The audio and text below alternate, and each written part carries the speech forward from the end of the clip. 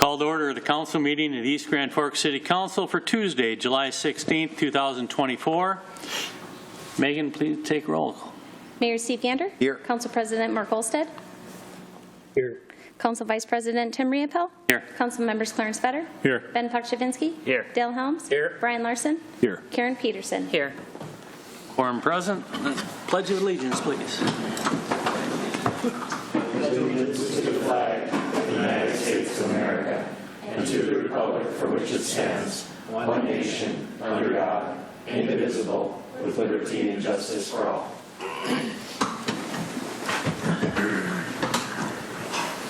Open forum. An opportunity for members of the public to address the City Council on items not on the current agenda.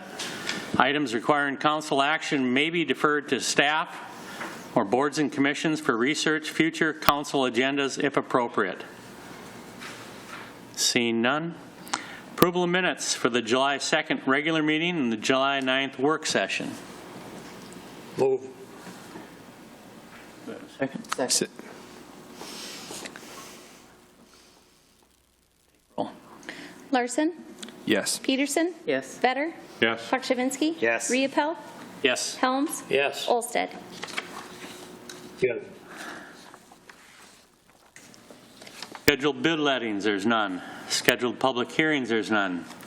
Consent agenda. Items under the consent agenda will be adopted with one motion. However, council members may request individual items to be pulled from the consent agenda for discussion and action if they so choose.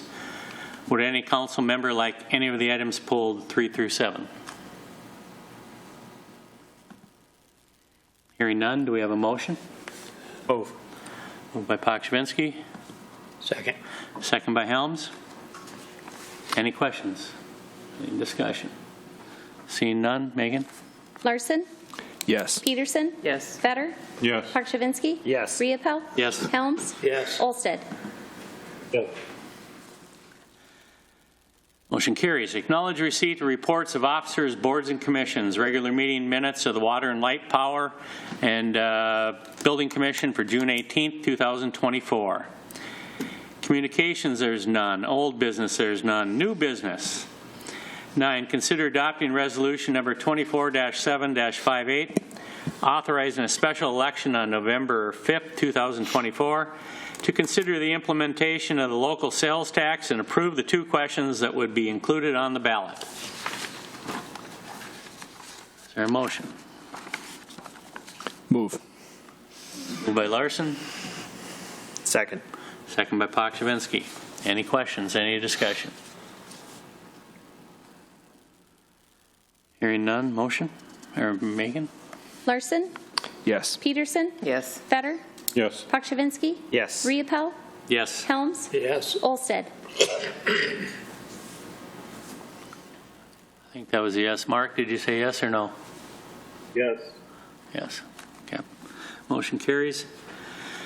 10, consider approving the Economic Development Authority to hire an executive search firm for up to the amount of $24,000, contingent upon approval of the EDA Board of Commissioners. Should the EDA deem necessary after review of the applicant qualifications and experience collected at the July 23rd meeting of the EDA. Move. Moved by Helms. Second. Second by Larson. Questions? So I understand this is going forward with the applicants that we have received. And if we do find a really good qualified applicant inside of there, then this will not go forward, correct? I know that's worded in there just like that. And I think that's a great approach. I really do hope that among this group of applicants that we're getting right now, that someone very good and very qualified comes forward, comes through the process, maybe multiple people, so that this wouldn't be necessary. But just in case it is, I think it's wise to have it in the hopper as an option. Helms? Yeah, Mayor, that's exactly what we discussed at our meeting, that we get approval, so if this doesn't work out on these applicants, we don't have to delay any longer. But it's the EDA's board to do everything in their power to not have to use this 24. We'd rather save that. So Yep. Thank you. that's the way it is. Yep. Mr. Larson, did you have anything? Go ahead. I just have Karen? a question. we're just awarding this $20,000, but for the agency to be determined at a later date. Is that correct? Yeah, that would be a decision the EDA board would make at their July 23rd meeting or a meeting later than that if they determine they wanted to go forward with it. But that would be, with this approval tonight, that would be at the discretion of the EDA board to choose which search firm they wanted to use in the event they chose to use one. Okay. Larson? Thank you. Yeah, I would just add that we've extended the internal hiring process here in effort to find as many candidates as possible to try and avoid this cost of this search committee. So I do think that we're doing the good work here. And if we're not fortunate enough to find a candidate, approving this agenda item here will let us move much more quickly through the process. But as been stated, I'm very hopeful we'll find a local candidate. Other questions or discussion? Thank you. Hearing none. Megan? Larson, Yes. Peterson, Yes. Fetter, No. Pakshavinsky, Yes. Riepel, Yes. Helms, Yes. Olsted. No. Motion carries. Consider adopting Resolution 24-07-59, authorizing a $20,000 matching contribution pledge to support the City of Grand Forks application to the U.S. DOT Small Community Air Service Program. Move. Moved by Vetter. Second.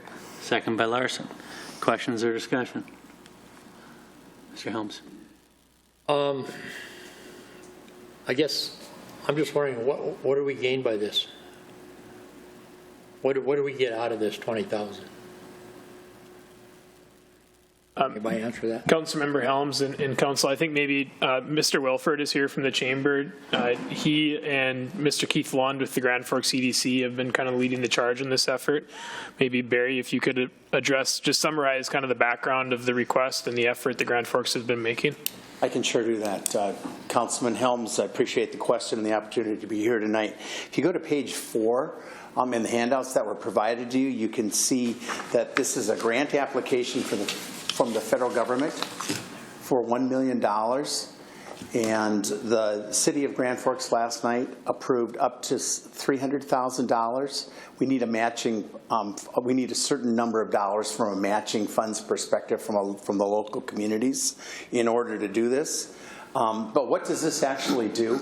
The intent is to get SkyWest to fly from Grand Forks Airport to Denver on a day-to-day service so that people can make connections. Right now, we have Delta Airlines. They fly 4 flights a day. The plan here is to get SkyWest to service and bring people from our airport to Denver so that they can make connections, mainly to the west. So this will be a convenience issue, really. So our goal is to actually expand our airplane service to Grand Forks in the future. So the money that you're actually pledging will be part of the $200,000 that we are trying to raise privately from East Grand Forks and businesses. As of this minute, we have $130,000 raised. In East Grand Forks, 2 businesses have already contributed, Sanford Health and also American Crystal Sugar just sent me an email a few minutes ago that they're in for $2,500. So what this will do is it'll end up making us more attractive as a regional airport hub so people don't have to drive to Fargo, that they can fly out of Grand Forks. So this will benefit both of our communities from an economic development perspective and from a business development point of view. So I think it makes a lot of sense to do this. The City of East Grand Forks, really, this is the mayor's big initiative, quite frankly, in 2024. He really is leading the charge on this. Keith and I have been tasked with helping raise the local matching money from the local business community. I think the most important thing to know is that this isn't just a pie-in-the-sky application. SkyWest, in order to get this grant and even submit the grant, we had to have a letter from SkyWest.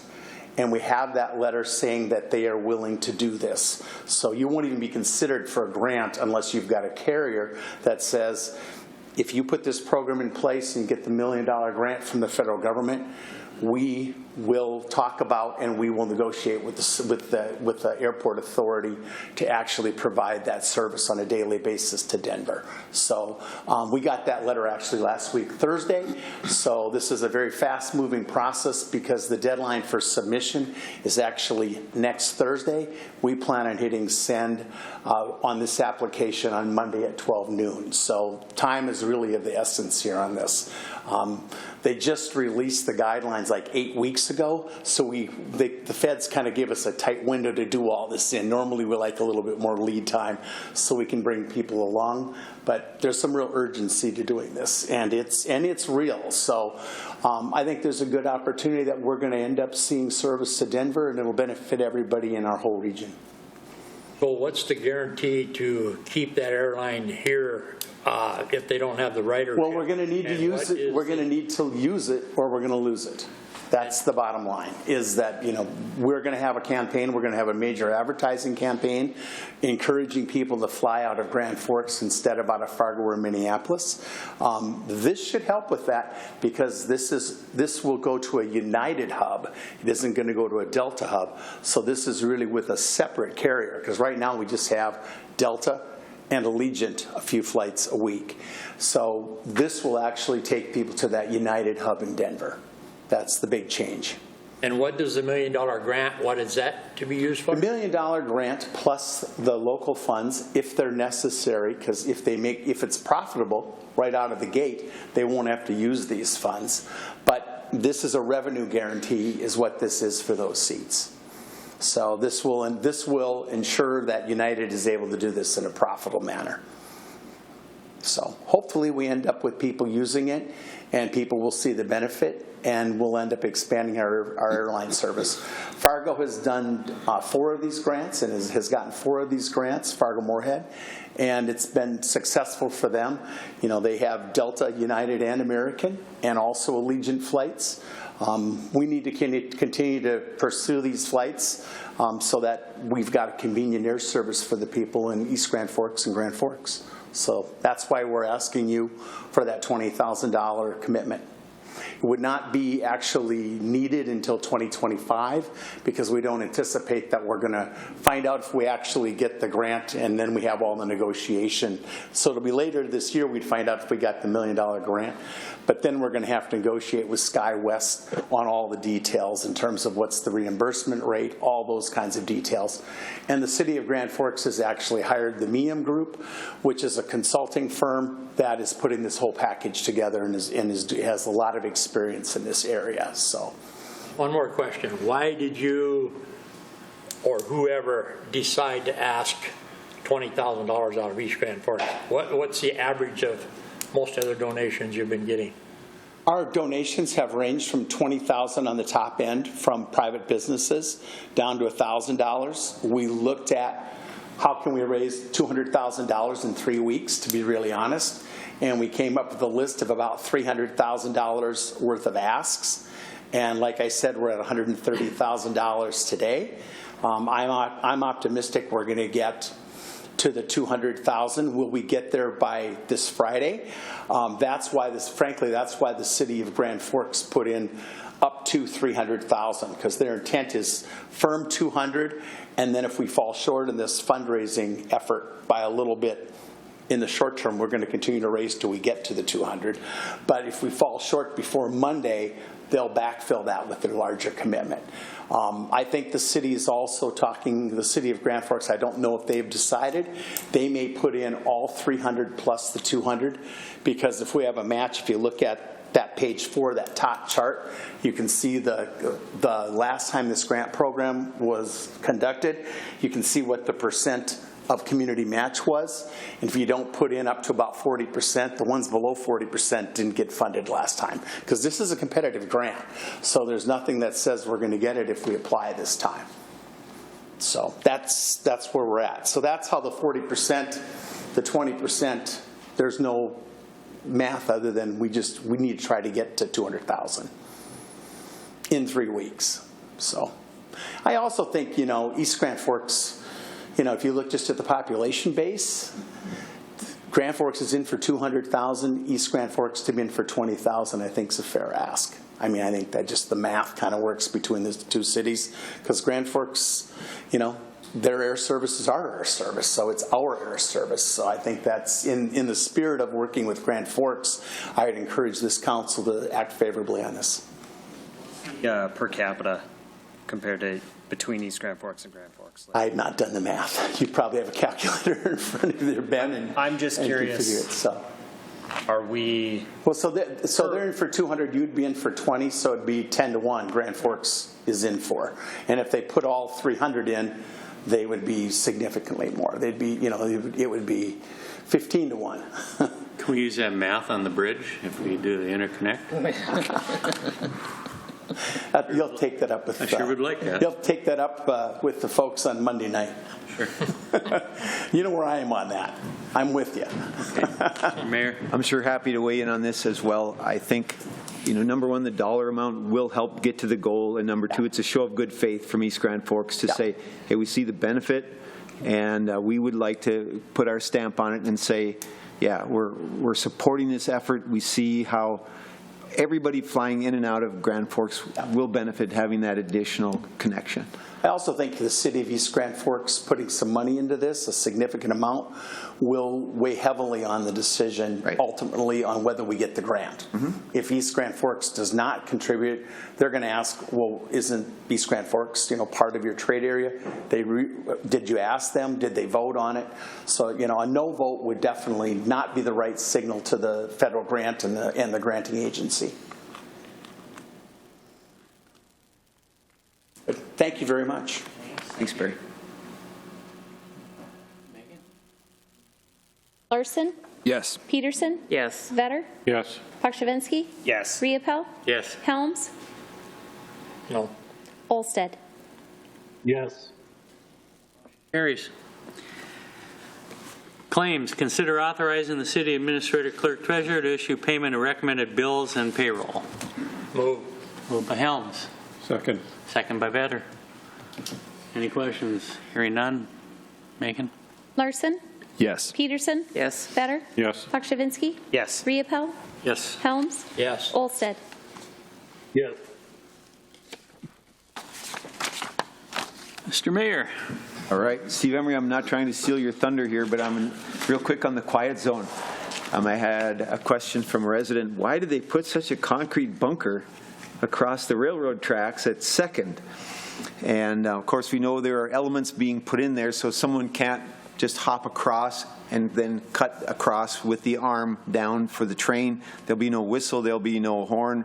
You'll have to just be more attentive. So they've put in structures to keep people from jumping across and going through the railroad tracks when it's all quiet.